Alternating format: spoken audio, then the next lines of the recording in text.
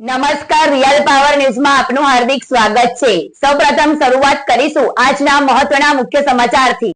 પાદરામાં ચોરીની metro scooter સાથે યુવક ઝડપાયો। વડોદરા ગ્રામ્ય એલસીબી સ્ટાફ પેટ્રોલિંગમાં હતો ત્યારે મળેલી બાતમીના આધારે પાદરા તાલુકાના સોખડાખુદ ગામે 3 રસ્તા નજીકથી અરુણકુમાર કેશુભાઈ વસાવા ઉંમર વર્ષ 25ને ચોરીની hero metro scooter number GJ06MB9384 સાથે ઝડપી પાડવામાં આવ્યો હતો।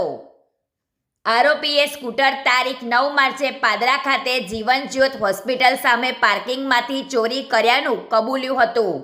પોલીસે તેની પાસેથી ₹30,000ની સ્કૂટર તથા ₹10,000નો મોબાઈલ મળી કુલ ₹40,000નો મુદ્દામાલ કબજે કર્યો હતો।